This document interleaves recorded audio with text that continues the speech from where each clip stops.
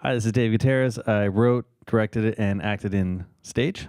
Hi, Josh Haleen. I shot and edited. This is Sarah Whitmer, producer extraordinaire.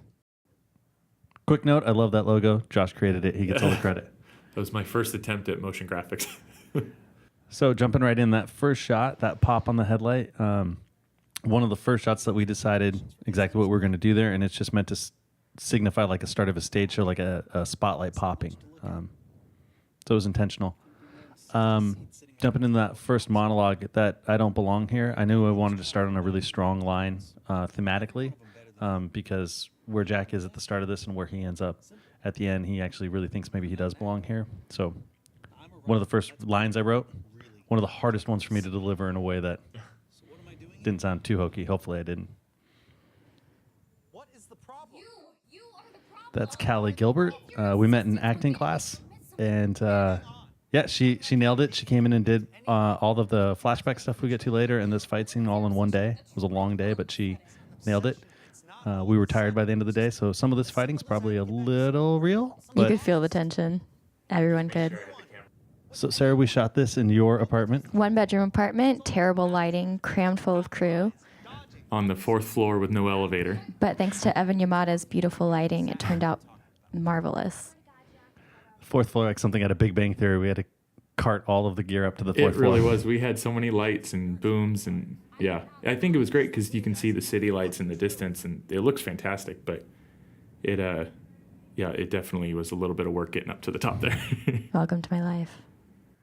So hey, Tiff, you want to tell me why my best friend's texting you asking? So that line comes up a little bit later, the tell me the fucking truth. That was the moment that I knew I had a script for this thing. So I remember I was sitting in the San Francisco airport and I texted Josh, I got it.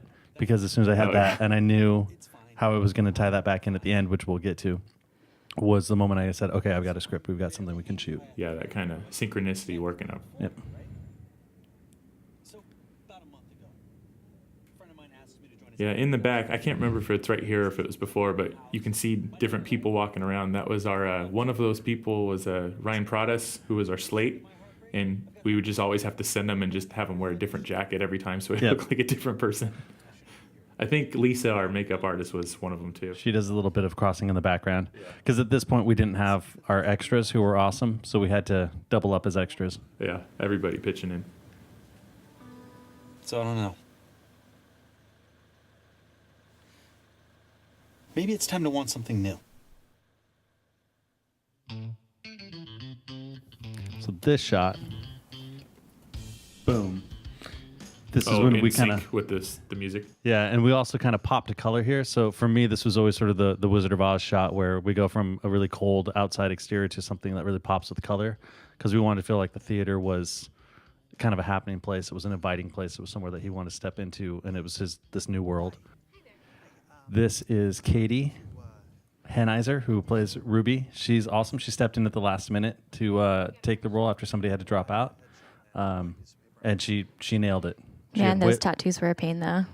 So those tattoos are fake. We had to get temp tattoos, and we had to map out where they were on our arm and reapply them every day because they would wear out. Did we have to do it between the 2 days or just once a week? Did it work or did they last overnight? No, we had to do it every time. Yeah. She had to like alcohol rub them off and then put then put redo the new 'em, ones yeah. on. But they were also her favorite part of the role Exactly. was the fake tattoos. It's the reason Yeah. why she took it. Yeah. And this was shot at, it's called PowPack. It's Poway Performing Arts Center. Yep. Yeah. And that was, it was awesome that they let us take it over for a couple weekends. Yeah, for free. They were awesome about it, and it's where I got my start as an actor. It's what I intended to, what I wrote for. So getting to use it was pretty awesome. And this is Jackie Ritz playing Dorothy. These guys can attest to it. I've told the story a bunch, but I saw her on stage long before I ever worked with her, and had a huge talent crush on her. And then we were sifting through a whole bunch of applications for auditions, and her name came up, and I did a happy dance in the middle of the coffee shop because I couldn't believe she had applied for it. And then she came in and nailed the audition. She nailed the callback, and she just brought a level of professionalism, I think, to the whole shoot. We also watched her say these lines 500 times, and every single time she was believable. Yeah. I think those shots with her facing backwards towards everybody is one of my favorites too. Like, just we had the lighting perfect, the stage lighting right there with all the yellows, the light coming off the hair. It just was perfect. This is Kate Schott playing Emma. She was a blast to work with. Didn't know her beforehand. You know, some of the cast and crew are friends, but Kate was fresh blood coming in, and she was a blast to work with. She was definitely committed to that British accent. She didn't break it in the lobby and everywhere else. She would use it. Also convinced a couple extras that she actually had that accent.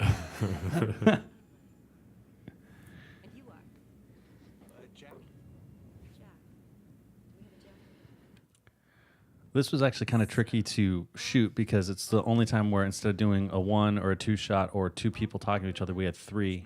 And so to try to triangulate that and figure out 180 rule and everything else and not break it was challenging, but Josh nailed it. I spent an entire lunch break at work one day just in a conference room with the whiteboard, drawing out pictures, going, okay, where do we need this angle? And I think it ended up doing like 12 different angles in that one little triangle just to make sure we had all the coverage we got. So I remember that, so this is based a little bit on true story and my first audition, and we had to do British accents, and I had never even attempted one and had to do it right there in the audition. And when I was writing it, a buddy of mine, Dave Keane, said, oh, you should just have her be British. It makes it even worse for him than she's good at a British accent. And it was one of those notes that was just super easy to take because it makes it worse for him.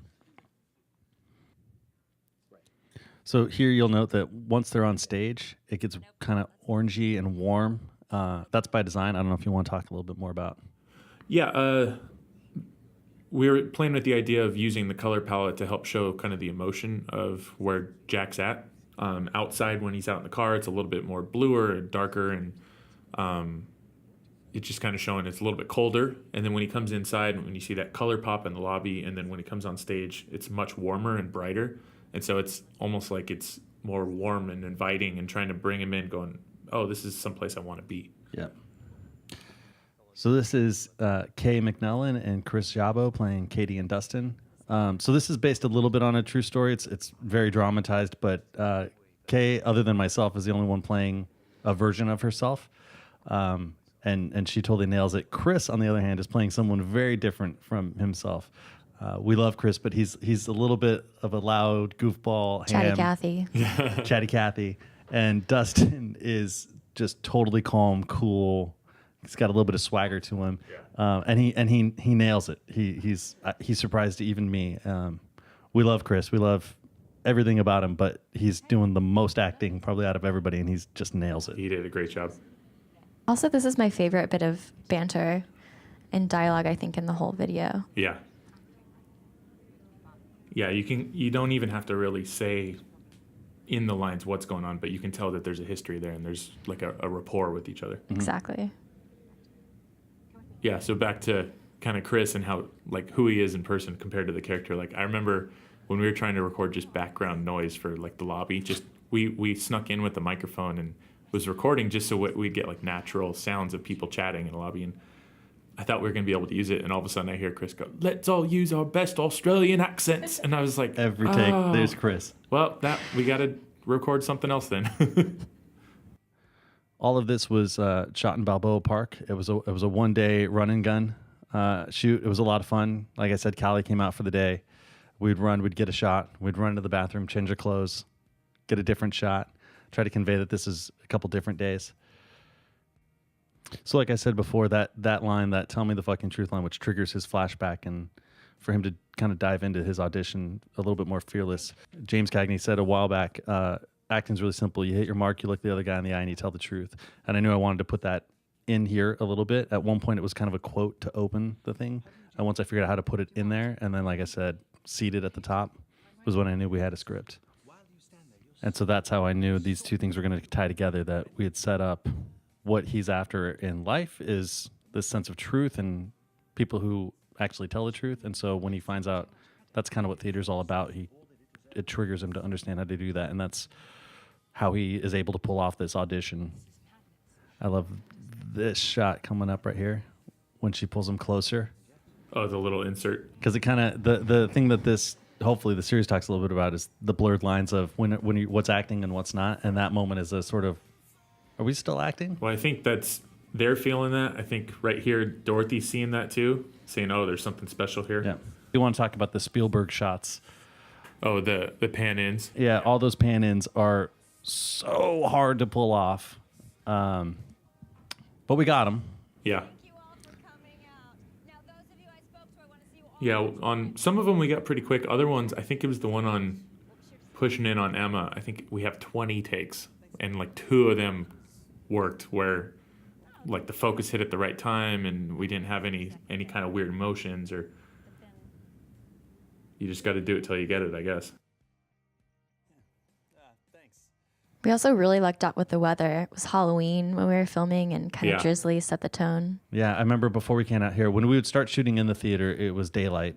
And then we knew when we were gonna after the sun went down, we'd go out to the parking lot to shoot the parking lot stuff. And this particular day, it was raining while it was daylight, and we were worrying about whether or not we were gonna shoot in the rain. How are we gonna do all that?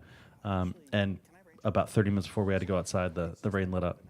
And it was great because it just kind of gave a little sparkle to everything. Like the parking lot's just a little bit shinier and a little bit more kind of light going on. I'll hold you to it. Shut up. Make me. I hate you. That's one of Josh's favorite shots, the pull Yeah. focus, the snap focus. It was one of the hardest because we have the lens we were using there's a little bit of play in the mechanism, and so we had to hit it just perfect and then time it right. And that was another one of those. I think we did it 10 times, and one time we nailed it. We're like, sweet, we're good. Yep. This little scene right there was a late addition, by the way. We just knew that we needed to see Dustin and Katie one last time and set up their relationship to Jack and each other and set up that kind of different triangle. Just put a little tension. Yeah. All of this, which we noted was like the denouement, was just, all right, we've kind of told our story, but how do we plant seeds for future episodes? How do you build that world? So this scene always cracks me up. I always thought that scene was really obvious that, of course, she's going to have a boyfriend. There's going to be a twist. But the amount of people that watch this and go, gasp at it, cracks me up. So thankfully, it seems to work. Love that last look into the camera. Yeah. Yeah. Such a powerful way to end That's it. probably one of the few other moments where I'm like, oh, all right, that worked out. Well, That was the one where there's a little bit of acting. sometimes you can't quite see it too, just the sparkle in the eye, but that one, it caught the light just right. And so, Yeah. And then that smash cut to credits, that was in the script from the very beginning. I just knew that we weren't going to do any sort of credits at the top or a title at the top. I just wanted to take it all the way through. It's definitely probably an homage to all the episodes of West Wing I've watched in the cold opens and the smash cut to titles. I just knew I wanted to do it. And the first time we actually put it together and threw the smash cut to titles on there in post, I was giddy as a schoolboy that worked out.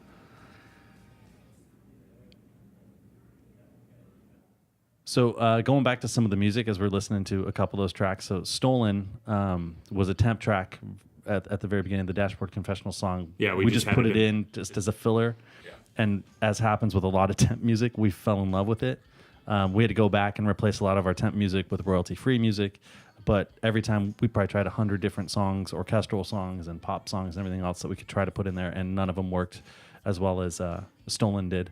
And I just like that it had kind of a metaphor for, when there's if you listen to the lyrics, there's a lot of call outs to actually things that happen in the show, which was just perfect.